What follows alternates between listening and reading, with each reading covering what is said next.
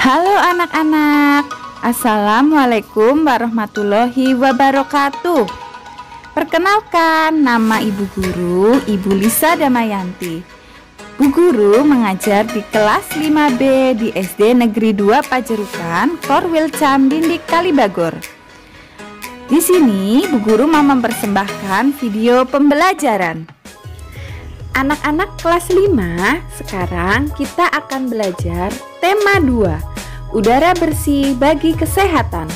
Subtema 1, cara tubuh mengolah udara bersih. Pembelajaran ketiga.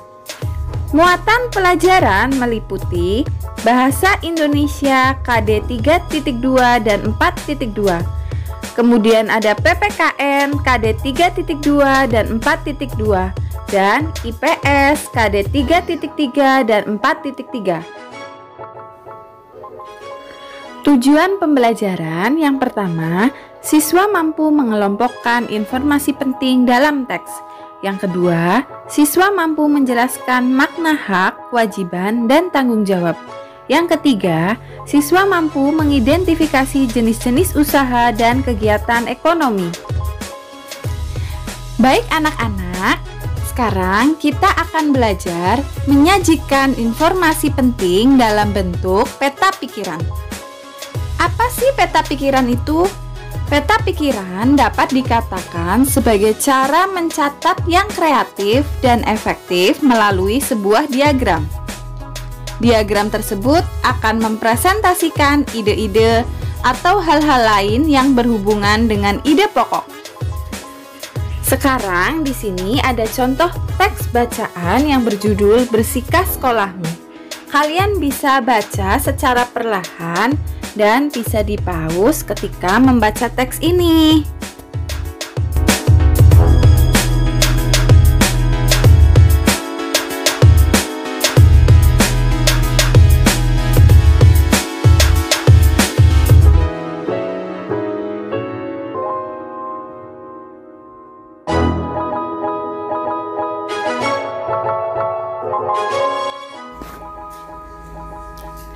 Contoh peta pikiran berdasarkan teks yang berjudul Bersihkan Sekolahmu.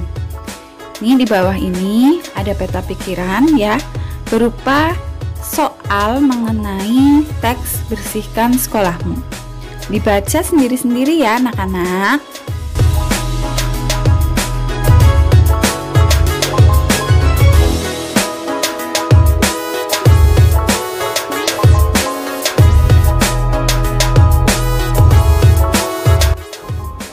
Dan ini peta pikiran jawaban dari soal atau pertanyaan yang sebelumnya.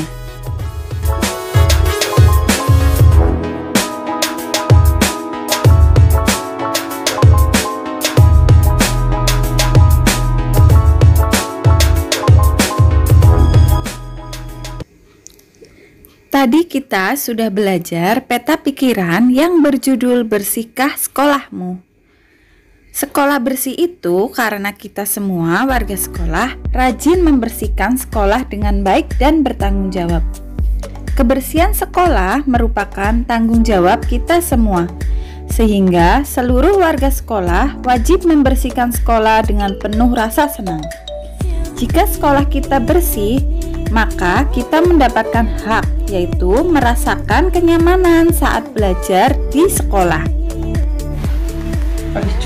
Nah, sekarang saatnya kita mencari tahu mengenai hak, kewajiban, dan tanggung jawab. Hak.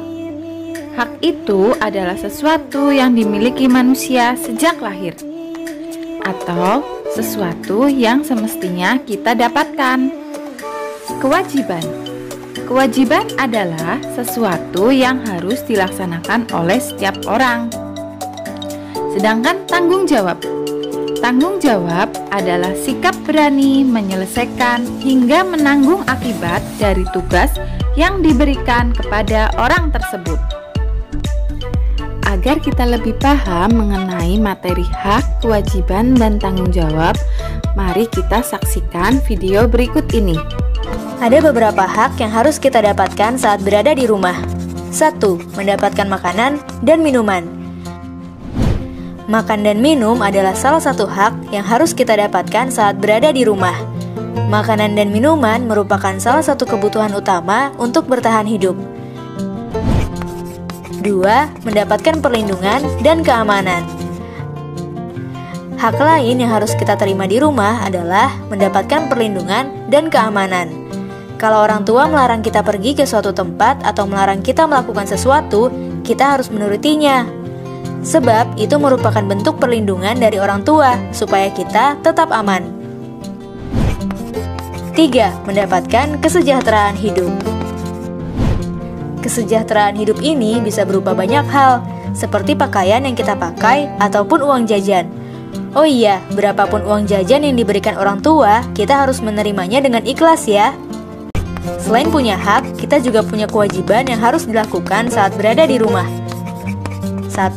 Menjaga kebersihan rumah. Orang tua sudah memberikan makan, minum, dan hal-hal lainnya untuk kita. Mereka juga biasanya melakukan beberapa pekerjaan rumah. Nah, tugas kita sebagai anak adalah membantu menjaga kebersihan rumah supaya pekerjaan orang tua menjadi ringan. 2. Patuh terhadap nasihat orang tua. Kalau orang tua memberi nasihat, kita harus menurutinya ya. Bagaimanapun juga, nasihat yang diberikan orang tua pasti untuk kebaikan kita. 3. Menghormati, menghargai, dan menyayangi anggota keluarga. Kewajiban kita yang lain adalah menghormati, menghargai, dan menyayangi semua anggota keluarga kita. Tidak hanya kepada orang tua, kita juga harus melakukan itu kepada kakak, adik, kakek, nenek, sepupu, dan anggota keluarga lainnya. Tanggung jawab. Setiap orang punya tanggung jawabnya sendiri-sendiri, Ajmal. Setiap orang diberikan tugas tergantung kemampuannya masing-masing. Allah pun tidak membebankan suatu tugas pada kita di luar dari kemampuan kita. Contohnya, Allah memerintahkan kita sholat karena kita akan mampu mengerjakannya. Memangnya kenapa kita harus bertanggung jawab ya? Jika kita mau bertanggung jawab pada diri sendiri, kita akan lebih berhati-hati dalam bertindak. Karena kita akan menjaga diri kita dari hal-hal yang buruk. Kalau manfaat kita tanggung jawab ke orang lain apa ya? Dengan kita mau bertanggung jawab pada orang lain, kita jadi akan punya banyak kepercayaan dari mereka. Mereka pun akan tenang dan nyaman berada di samping kita. Mereka juga pasti menyayangi kita. Oh gitu ya. Kalau gitu Ajmal mau jadi anak yang bertanggung jawab biar bisa disayang ayah, ibu, sama Kak Nun.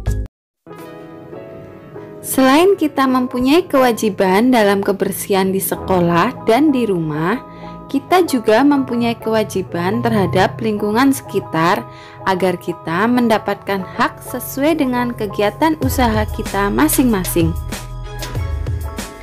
Nah, sekarang ayo kita belajar mengenai jenis-jenis kegiatan ekonomi masyarakat. Kegiatan ekonomi masyarakat berhubungan dengan proses pemenuhan kebutuhan hidup. Manusia tidak dapat menghasilkan semua barang yang dibutuhkan. Oleh karenanya, manusia melakukan berbagai jenis kegiatan untuk memenuhi kebutuhannya. Perhatikan contoh bentuk kegiatan di berbagai bidang berikut ini. Yang pertama, bidang pertanian. Bentuk kegiatan bercocok tanam dan memanen hasil pertanian. Contohnya, petani padi dan jagung. Dan ini ada contoh gambar petani padi. Yang kedua, bidang perkebunan. Bentuk kegiatan menanam kopi, teh, kelapa sawit, tebu, dan karet. Contohnya, perkebunan kelapa sawit dan perkebunan teh. Berikut satu contoh gambar mengenai perkebunan teh.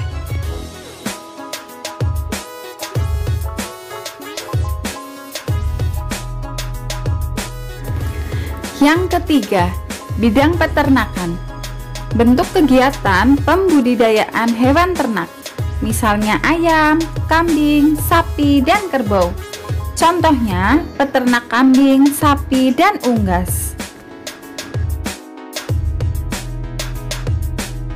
4. Bidang perikanan. Bentuk kegiatan pembudidayaan ikan air tawar dan air laut. Contohnya, penambang udang dan nelayan ikan.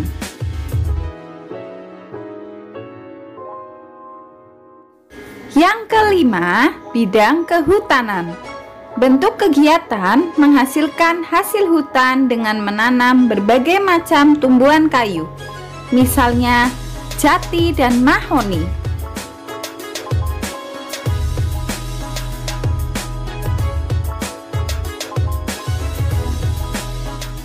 Yang keenam, bidang perindustrian.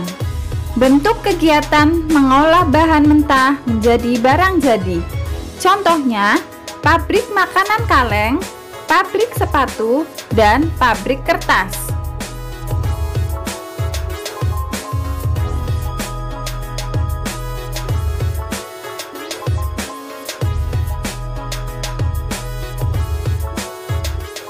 Yang terakhir, bidang pelayanan jasa. Bentuk kegiatan melayani masyarakat atau bentuk layanan terhadap konsumen. Misalnya dokter, pegawai asuransi, guru, arsitek, dan penjahit.